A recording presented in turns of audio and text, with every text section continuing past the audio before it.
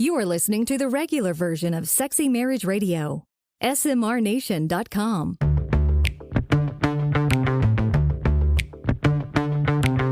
You've turned on Sexy Marriage Radio, where the best sex happens in the marriage bed. Here's your host, Dr. Corey Allen. So it seems kind of odd to start the show this way, Pam, but I came across a quote or a statement just not too long ago that was from Google that said that in the last 2 years, according to Google, there's more information has become available in the last 2 years than all of history combined. Wow. And so here we are adding to the flood and the tsunami of information. That's quite a statement to make. But, I mean, you can see as technology and it continues to increase and move forward. Yeah. We're overloaded with information. Well, it's the thing that we talk about with our kids a lot on the idea of, and then there's been a thread that anytime I've spoken, we get off on some of the parenting and the state of the world and some of those rabbit trails we can go down. That, you know, we use the quote from Ecclesiastes of "There's nothing new under the sun." You know, the issues that we face, they've been faced. We just have a propensity to overreact now because we know about everything going on. When it was still going on, we just didn't know about it. And I don't know which one's better. Do I want to know, or am I better in the dark? But it's just the idea of, wow, there is a flood. That's where we're heading in the extended content today, by the way, is going to touch on some of this idea and talk some more. But it's just kind of funny to think we're starting off a show talking about... Some of what idea? The idea of how much information is out there. Okay. And what do you do about it? Okay. Because it becomes noise. It does. And it's maybe not beneficial to life and to marriage and to your sex life because of so much noise. And where's quiet? Right. Where's contemplation? Where's good sexual escapades that are truly escapes and kind of in the flow? But, you know, so we add to the information each week on Wednesdays when we do a show. We add to this tsunami. So welcome to Sexy Marriage Radio and the information that'll be coming this week. And we're so glad that you take the time out to spend it with us. And if you want to join in to help steer this form of information to areas that will help you, we want to hear from you. 214-702-9565 or email us, and we want your voice. We're going to keep making the call for it. So make a recording and email it to, or just do it via old school email. That's kind of weird to say, isn't it? That is old school. At feedback@sexymarriageradio.com. And then if you like the show, rate and subscribe, leave comments, because we want to help spread the word that married sex is a fantastic avenue for really good sex. Not only that, just great relationships, because it builds better people. That's right. That's at the core of it, right? That's Building the a better whole person. thing it's about, is marriage is designed to help us be better. If you're new to Sexy Marriage Radio, that's what we believe. Is marriage has something going on, and it helps us be better. And that's what we want everybody to challenge themselves to look at it differently, ask better questions. Yeah. And that's what we're trying to make happen each and every week. And a quick little announcement that's coming up that we're really excited about is the very first video course is in launch phase almost. I'm very excited. So all for the this. prep work's being done, getting it ready to go. But it's worth noting, because we've never done this before with a launch of anything. We're going to have like a 48-hour flash sale when it first goes live. Okay. And so we'll correspond it. You'll get, if you're on the email list or you listen regularly on Wednesdays or Thursdays to the newest shows, you'll hear about it. You won't miss the sale. As long as you stay up. As long as you listen right away, right? Because if they wait till Saturday to listen, the flash sale might be over. Right, but if you also are part of our email list, which is, if you're not, go to smrnation.com and look on how to join the nation. Click on that. That'll get you information, because it'll never be the price it's going to be when we launch. Are you again, announcing a launch date? No, or- we don't have that yet because I'm still working out a few particulars Deal. to make Okay. sure it all works the way I'm hoping it does. Okay. But it's coming soon in the next 2 or 3 weeks. Okay. And so we'll be letting people know. But we'd love to have you take advantage of the Rekindle and Connect course, which was filmed at the last year's getaway.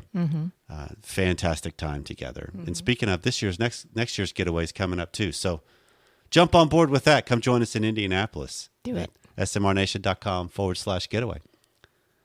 Well, coming up on today's regular free version of Sexy Marriage Radio is a couple of emails, Pam, that came in. One of them's been in for a while in the queue. And I guess the best way to capture the theme, hence the title for today's show, is the idea of what do I do when I don't feel chosen in my marriage? And maybe I haven't all the way through, or maybe it's just a season right now, or things have transpired where I just don't feel chosen anymore. Yeah. And so there's some specifics with the 2 emails that we'll unpack that will kind of stay within this theme. And then on the extended content of Sexy Marriage Radio today, which is deeper, longer, and there are no ads, you can subscribe at smrnation.com/SMR Academy. We're going to circle back to the idea of how much information is coming and go through a concept or an idea that Mark Manson, who I found it from, Okay. came up with called the attention diet. Diets are all the rage right now. So what if you do it with your attention? Maybe so. So all that's coming up on today's show. So this is an email from a wife that says, I listen to your show while I get ready in the morning for work, and I love the different perspectives of you and your wife. Thanks for providing a space that feels comfortable and safe. I've been married for 25 years. Prior to getting married, he cheated on me while I was pregnant. We worked things out for the most part and went on to build a life, have 2 more children. He cheated again about 10 years ago. We went to counseling, read books, prayed together, and stayed. However, I don't trust him and probably never will at this rate. I often think about leaving because it's basically torture to my soul to live in a marriage like this every day. We get along great, sex is amazing and often, and we enjoy the same things, and it seemed like it should just be so easy. But my husband talks about a woman at work often. I don't know her, met her on one time in passing. She's in an unhappy marriage apparently and recently had a baby. My husband's a sensitive guy and has a lot of compassion for people, but this is too much. He told me last night that he would be sharing an office with her. I told him I don't like the idea, and he knows the way I feel about her. But I get the, well, if you would trust me, BS in response. I try to remind him that it's because of him that I feel the way I do. Honestly, I don't trust him. I feel like our whole marriage he's wanted out, but he knows that I'm the sensible choice. He knows I would never cheat or lie. It's just not me. I'm the sensible one. I asked him the other day what he likes about me or loves about me, and he says my loyalty. Seriously? My loyalty? I secretly cried in the bathroom and have reconsidered my loyalty to him ever since. I have tiptoed around my feelings, tried to keep peace in most situations, and have taken my husband's feelings into consideration this whole marriage, not wanting to rock the boat and give him a reason to cheat or leave. But it's left me empty and unfulfilled. He buys me gifts, helps around the house a lot, takes me on vacations, provides a wonderful living for us, and has tried for the last 10 years to be a good husband. So what's wrong with me? I feel like I need to work on me, but I'm not sure where to start. So this is one of those that there are lots of layers There are. of what's going on. There are. Lots of history has built up to this. Absolutely. And one of the things I think I'm going to start here, and then we probably will come back to it, on the whole idea of trust. Okay. Because that is a move she's seeing of, well, but if you would just trust me. And she's calling BS on that. Sure. Because history shows in this specific area, he's not trustable. Hasn't been, at least. Doesn't mean people don't change, but doesn't mean people don't solidify character. But it is one of those recognizing, okay, so anytime I hear the word trust, and in the history of SMR, we've got several episodes about this. One of which I don't remember the number, but the title's Trust and Hurt. Okay. And the importance of separating those two out. Because there's hurt that's different than trust on how you heal. So anytime I hear the word trust, I want to know specifics. Trust to do what? Give me an actionable item that goes along with it, Sure. right?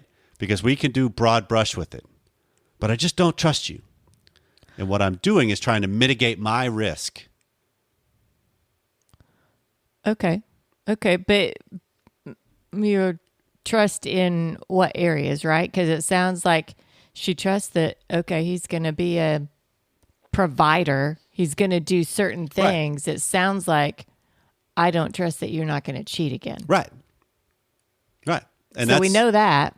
And I'm curious because she's asking, so what do I do? I'm curious, how specific has she been with her wording on that fact alone?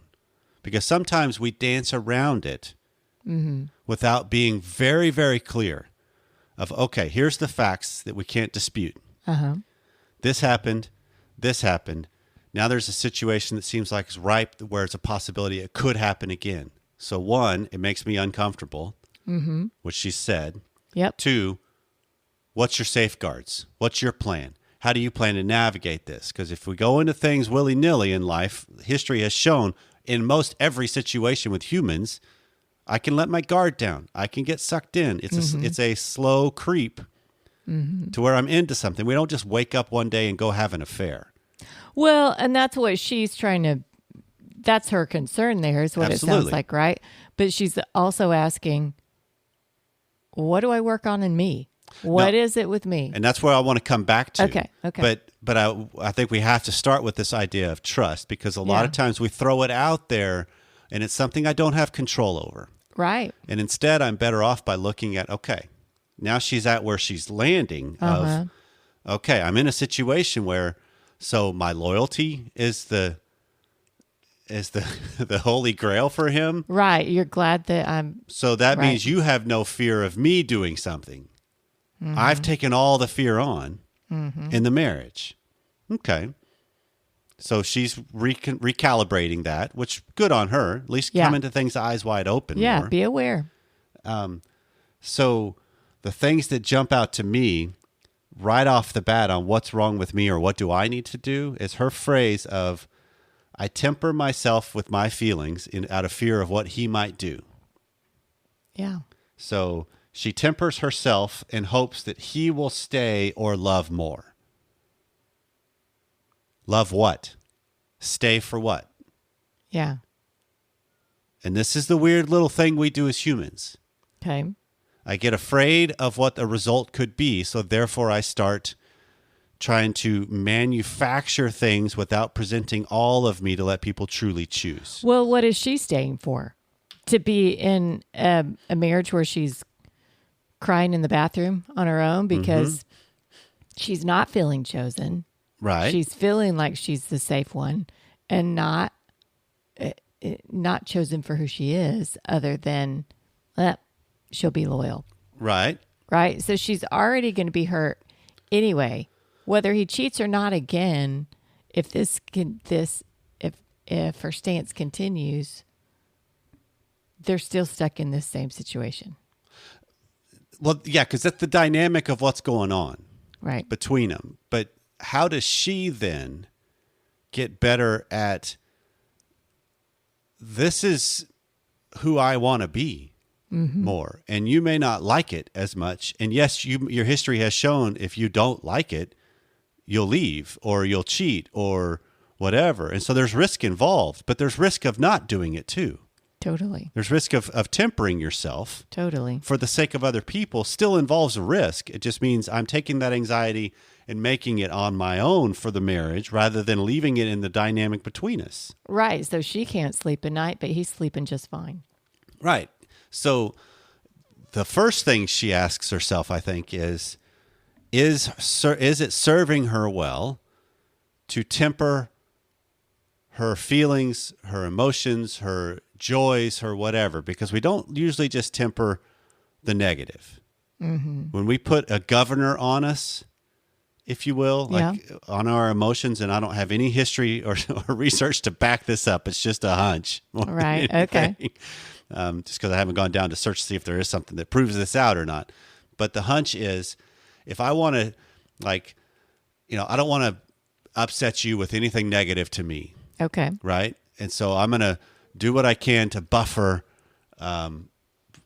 boost myself up, etc. The flip side of that also rings true of I take away the highs also, because I start to bring myself closer to the median. We can't just typically, I'm still going to be as boisterous and demonstrative on the good things and really limited on the negative things. The body doesn't work that way. The feelings don't work that way. The feelings are actually driving the ship more than we think. Sure. In humans. It's not our thinking brain. It's our feeling. Yeah. I mean, in a lot of ways, our thinking brain is the passenger in the car while the feelers are driving. Yeah. And so it's recognizing if I take the top off of one, I take the top off the other. And so how does she be more expressive? How does she be more engaged? Yes, that could mean some of the negatives are shared. Yes, that could mean she does not ever back away from the, you know what? I'm not comfortable with the situation. But just let it be felt and let it be known. Well, what's wrong with, I mean, it sounds like they've had the conversation because he says, well, if you just trust me. But really, what's wrong with a spouse there's been this history a couple times, fool me once, fool me twice kind of thing. Right. Really, what's wrong with saying, I really don't like you getting in this situation. I'd appreciate it if you would do something proactively to not share an office with this person. Right. Right? To me, that's a trust builder to have a spouse that would go after that and say, yeah, I don't want to put myself in that situation. Fair. But the struggle becomes that's her trying to implement something that she has no control over, and maybe he doesn't. Potentially, right, depending on where they are. Yeah. And so then you have more conversations about, okay, so what are the safeguards? What are the things that you recognize are relational boundaries? Because there's a dynamic of the relationship boundaries you and I have of who we are as a couple. There are things we don't share with other people. Shocking, I know, because we do a show where we share quite a lot. But there are some things that just aren't out there. Right. And if it ever starts to get to a point where it's like, I think this could really help somebody. Hey, babe, are you okay if I share this with X? Right. Because I think it could be beneficial to them. And then it's up to you to say, no, I'm not, or yeah, I'm fine with that. Yeah. But it's just, there's elements of understanding. And we come off of this, at least I do, and I'm speaking for you because I think I'm right on this, of my read. We come off on that. We want no hint of any impropriety, any kind of thing that could be right construed as flirting, any of that. I don't want any hint of that with other relationships. Right. And so I just keep a real clear line in the sand for myself because I know what I'm capable of based on my history of putting myself in wrong situations enough. Willpower won't last. Right. So I just don't even want to get close. Right. And so I steer it all towards you, and everything else stays very, very clean. And so colleagues I have that are female, it's always work talk or client talk. It's never personal talk. But it's just that kind of concept of there's ways you can do this that show I'm in this for you, honey, more than just your loyalty. Right. Right. But she's got no control over what he's doing in this situation. Right. And so she has to continue to live more exposed and more honestly and let that weight carry the message better and see what he does with it. Yeah. Because if he admires her loyalty, well, test out his and see how it goes. I mean, that's valid. But when you say test out his... No, I don't mean... Are you saying put an ultimatum on it? No, I'm just saying live more life out loud with him and be who you want to be. That's the self-respecting move, and see what he chooses with it. And if he chooses otherwise, then you can't control him anyway. Well, and there's the point there when she's been taking into account his feelings, not wanting to, I don't remember her wording, but you're married to a grown man. You're not married to a little boy. Right. So he better, if he can't deal with his feelings and deal with yours, then he's got some growing up to do. So put him out there. And her growing up move is putting him out there. Exactly. Because her not putting him out there isn't a grown up move either. Right. The art of marriage is really the art of keeping up to date with your partner, of staying on track with your own and each other's life goals as they emerge, exist, and change. It's about supporting each other and staying connected emotionally, intellectually, physically, and spiritually. Marcia Berger, LMFT. A great marriage doesn't happen by accident. Deeper connection with your spouse doesn't happen by accident either. Have you reached the point in your marriage where there's a slow creep of discontent or disconnect? When was the last time you talked with your spouse about anything other than the schedule, work, or kids? What if there was a way to be reminded on a weekly basis to touch base with your spouse? The State of Our Union helps you remember and discover what brought you together in the first place. It's a tool designed to help couples keep the important from being replaced by the immediate. Plus, this works from your own phone. 52 reminders. Deepen your conversation, dream, and plan together. Go to smrnation.com/union. Connect on a deeper level today. So let's continue the conversation, but we're going to pivot a little bit with this email because it's still going to have a lot of the same feel. Mm-hmm. Okay, but we can bring in a different data point. So this is an email that says, how should a wife handle and deal with emotionally if her husband says that if he were to do it all over again, he wouldn't get married to me or to anyone else due to it taking away a lot of his freedom? But he says that too many people depending on him to not do what he says when he vowed to stay married on our wedding day, and I believe he means it. He doesn't mean to hurt me when he said this, but it's how he feels. I asked him to be completely honest. That's how it came up. It's crushing, and it feels like he's only staying with me because he has to. We'll be married 10 years, and it doesn't seem like we should celebrate something he's stuck in. He says it seems unfair that the Bible says to marry before sex, and you only get the chance to pick the person you're going to be married to for the rest of your life. He used the example of going to the store and trying on a bunch of different clothes before picking out the ones you want to see which one fits best. He says that makes much more sense to him than marrying and having sex after, since it's such an important part of a man's life. I'm fit, attractive, into sex, and we've always had a good relationship and have sex multiple times a week, but haven't always been into it as much as I am now, and I think that's what started the disappointment in marriage for me. We always still try to have lots of sex, though. So this has been a complete heart crush. He's had some history of looking at things, but stopped because it wasn't making him happy either, and he knew I didn't like it. The hard part is he's really good, attractive, and successful man who treats me good, and I feel like he's being forced to stay because of duty. How do I live with that? Wow. Yep. Well, doctor. Okay. So this dovetails in some of what we already talked about. I'm not feeling chosen. I'm not feeling wanted. That we get into some of these information, some of this times where we get these informations, and it's like, okay, what am I supposed to do with that? Because one thing is, I think we have to have eyes more open, and this is to both of the ladies here with the statement I'm making. With whom am I really dealing with? Don't give them a pass. She made the comment of, I don't think he meant to hurt me. Really? You don't think telling the person you married, you know, if I had it all to do all over again, I wouldn't do this? Isn't going to have hurt, even if it's absolutely true. There's hurt involved. There's hurt involved in a lot of things in life that we Disneyland version it to make it seem like, oh, they didn't really mean it. A quick little aside, it's the same kind of thing when I hear from clients that, well, my parents did the best they could. No, they didn't. I don't want to get into that, but... But you brought it up. But we do it. I mean, do I do the best I can as a father? I try.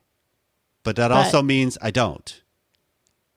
Right. And that's the underside of what goes on in us as in people. And that is exposed in marriage. And that is where it is a contact sport in some regards with the amount of hurt that comes with it. Because we don't always get what we want. Right?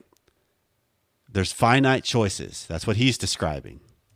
Well, and the things he's describing here, at the beginning, it sounds like just freedom, right? It takes away my freedom. But then it feels like it gets super personal because it's, well, Sure would have been nice to be able to try on a bunch of things first, right? And that's a more personal dig. And it's all still under the umbrella of freedom, and it's all still under the umbrella of I want to be able to do what I want to do and sleep with whoever I want to sleep with, or go with my freedom where I want to have freedom, or go, because that's what is the undercurrent of his argument. Go. I don't, this may sound ugly. This may sound ugly to you. But I totally get where people at certain points of life say, oh, it'd be so much easier if I were just on my own and can decide things for myself. And I don't have all the people that I need to provide for, right? It's pressure. Hello. You don't think there's times I want to get in the truck and just drive? Drive away from everything? Yeah, I think we've both said that. Yep. And so there is a piece to that where I think it's totally normal for most people to say, I would just like to get away from it all and just go be. So I guess I want to throw that out there. Yep. Okay, so let's land it this way, because I think we have not pivoted to this one component. I want to go to her, yeah. And this is for both the ladies, but specifically for the second wife. Yeah. He is blaming her for his choice. That's what it sounds like. That is a sophisticated move by him. And when we as people can just start to recognize the other people in our life, especially the people that I really care about, they are making moves. So how do I depersonalize their move to see what the move really could be? Because it's not necessarily a shot at, I blame you for my lot in life. Right. But that's pretty much what the move is. Yeah. So how do you separate that out to be able to have a better response accordingly? To where it's the idea of, you know what, honey, you feel like you lost your freedom because of duty. That's on you, big boy. Don't blame me for your choice. That's akin to the same kind of thing of you have a bad day at work and you come home and you take it out on me. Like, don't kick me in the teeth because your clients were awful today. Right. If you need help, be respectful about asking for it. Or if you need to go get some time to relax and transition, do that. But it's the same kind of concept of if you feel like you need more freedom in our marriage, okay, offer up what would that look like? What does that look like to you? Yeah. And maybe I'm okay with that. Maybe I'm not. This is trust out the strength of our relationship, i.e. me, better. And let's see. Yeah. Because maybe this is a situation where all I'm looking for is I like one weekend a month where I can go off and do things that are still in the moral framework that we agree on, but I just want to go be with the boys and do poker night once a week, or I want to go on a hunting trip and be gone for 2 weeks, okay, I'm okay with that. If that helps you feel like you got more freedom, because I think we want people that we're with to be more alive and vibrant with what makes them come alive. Right. But I also need to realize that's right into the idea of some of these things I'm afraid of, i.e. the first email. Yeah. Because I know there could be choices that are made that will be devastating and impacting on me. Right. Well, that choice is out there anyway. It is, either way. So the more I can go straight at it to see it as, that's just a move they're making. How do I respond in kind? Because I don't need to pin them down. This is Schnarch's phrase. I need to make it harder for them to get around me with their choices and with their moves. Because if I want to be a part of their life, I've got to present something that's worth choosing and choose. And when I can do that, and I start to see it as your statements or your decisions, your whatever, they're just moves because you're going after what you're after. Okay. I don't need to fault you for what you're going after. I need to just recognize the moves better so I can respond. Because otherwise I shut down out of fear, out of concern, out of temperance, out of whatever. I just don't want to upset you. Rather than, what am I afraid of? Right. And why is it that my feelings wouldn't matter? Yep. Because I'm a part of this too. Right. And so if I want a vibrant spouse that's choosing me, I better be one myself. So who knew that with Sexy Marriage Radio, we would become diet radio? Well, not me. I Yeah. guess I was trying to come up with something funny. I got nothing. Well, this is one of those things, though, that like today's episode makes me think about. There's real pain points that happen in marriage, and there's real ways we try to escape it, numb it, avoid it, distract ourselves from it. To what end? Right. Because we ultimately have to come home to ourselves. We ultimately have to come home to our situation. And so this is a Mark Manson statement he made from his first book, The Subtle Art, Yep. that he talked about the idea of life is going to have problems. So the way you get a better life is you find better problems. Which in a lot of ways, when it comes to Interesting. marriage, tackling issues in my marriage is a better problem to address rather than the little things Yeah. that could go on and the other things that happen in my life. Yeah. Because there's always going to be there. So choose better problems because we always are going to have them. And so when you can start to frame it that way, maybe you get the better questions to really then look at what's going on between us. And if you need help, come back and let us know. 214-702-9565, feedback at sexymarriageradio.com. Well, this has been Sexy Marriage Radio. Thanks again for taking some time out of your week to spend it with us. We'll see you next time.